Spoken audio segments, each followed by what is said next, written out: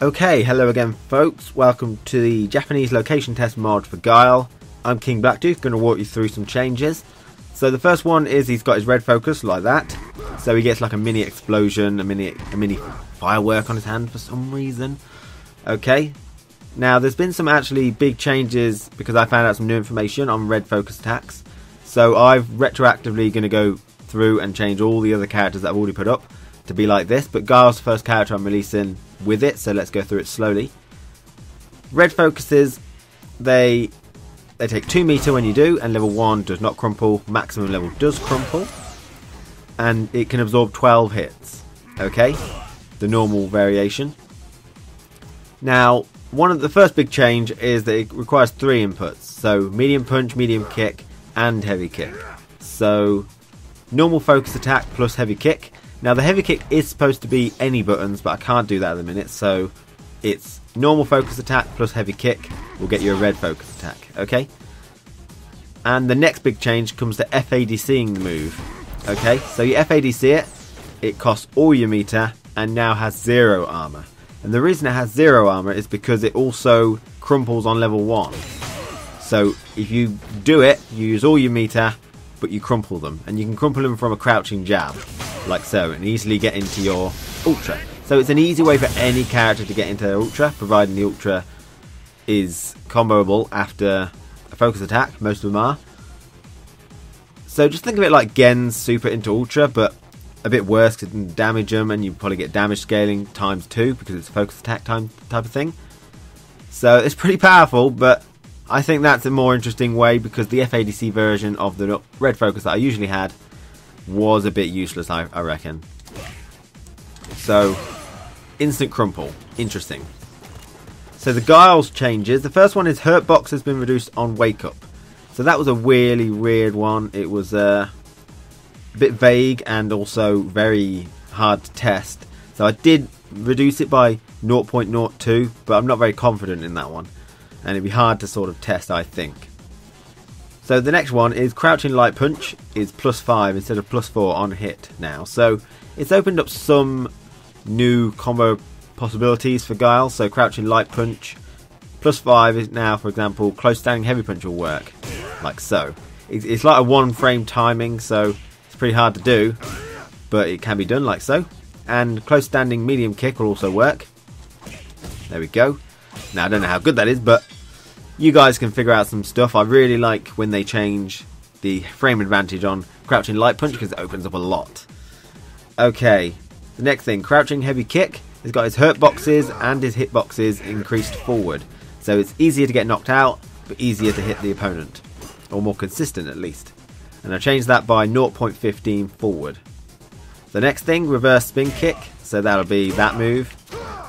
Now has got an increased hitbox downwards, extended hitbox downwards. So let's make this crouch. It'll always hit crouching opponents now, and if they doing a low hitting move, hopefully it'll hit them too. I increased that by 3, I believe, so quite a lot. 0.3, sorry, 3. So 0.3 downwards, and increased it at 0.3 upwards to compensate, so it doesn't get any less height. And the next thing is his jump throw has got increased range. Only by a little bit, but it's enough. Okay, let's see. About here, I think. Okay, a little bit closer. It'd help if I jump. There we go. So that was the range. The next thing is flash kicks all got a +1 invincibility frame. So an extra invincibility frame on all flash kicks.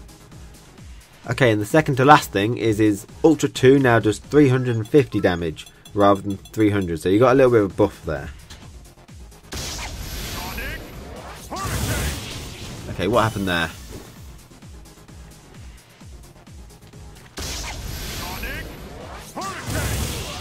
Has he not got his mask on? You silly sod, where is your mask? There we go.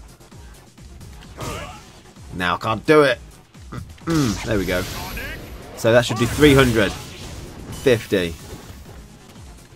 Okay, and lastly, his Ultra 1 is now 5 frame startup. Okay, I've got change character. So his Ultra 1 is 5 frame startup.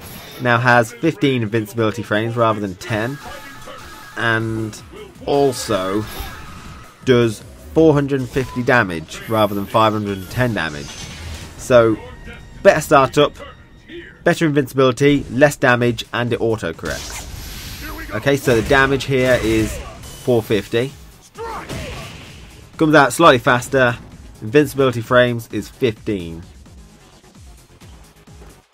So his auto correcting of his Ultra 1 I found to be a little bit iffy.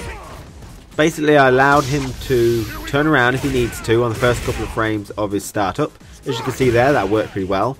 I'm trying to test it on this Goken setup I've got, which is heavy kick, dive kick after a throw, which is normally used to make sure Yuken's whiff. Okay, so as you saw there, he didn't turn around because Goken's hitbox was sort of still on the left, so he wasn't supposed to turn around. But then Goken's diagonal movement made him move forward. That time he did turn around, but his forward momentum made him go under Goken. So it's still a little iffy. Now initially when I first read it, I thought it was going to be if the first hit hits, then the second hit autocorrect like that. It looks a bit choppy, but as a rough patchwork, that's what I thought it was going to be. Because the first hit normally whiffs. You know, if it's going to whiff, the first hit will hit, and then the rest will whiff. Like so. So I made it autocorrect, but I've since taken that out, because after rereading it, it says upon activation it autocorrects. So using a less ambiguous setup like just a normal jump, it seems to work quite well. You guys can really help me here by setting up your most problematic, you know, crossovers which it wouldn't autocorrect on, and seeing if it works. Okay, thank you. Okay, so there are all the changes to Guile. Hopefully you enjoyed them. And let me know if anything's wrong, because obviously it's not an exact science. And if something is wrong, I'll put it up on the video in annotations. The description also has the download link, as well as a fix log. Anything I change, I'll put in the description as well, in a list. And the file also comes with a readme, which will have all the changes and any fixes I do in it. So, thanks for watching, and I think Blanca's next. I'll see you then. So when you want to install my mod, you need to download the mod in the download link in the video, and then extract the file. You'll have your character name changes, so a nice readme to let you know what I've changed and how I changed it, and installation instructions if you don't want to listen to me. And you'll have a character name.bac and character name.bcm.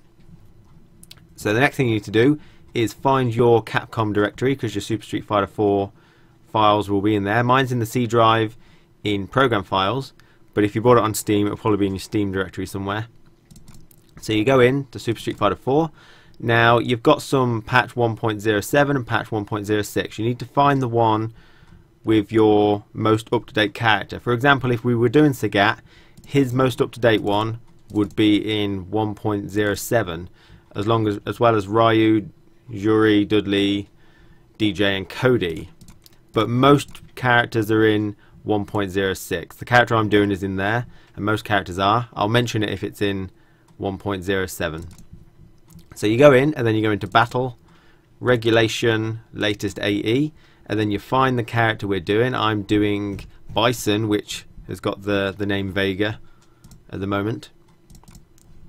And so you'll have the character name.bac, character name.bcm, and all you need to do is, I recommend making a backup and copying those files in and rename them original, just so you got them as backup. And then you just copy over my ones into there, and that will allow you to play as my modded version in arcade mode, training mode, and versus mode. So you can have some fun. If you've got local friends to play with, you could update two characters that I do and then fight against each other with the new changes. That would be quite interesting. Anyway, so thanks for watching, and I hope that has helped.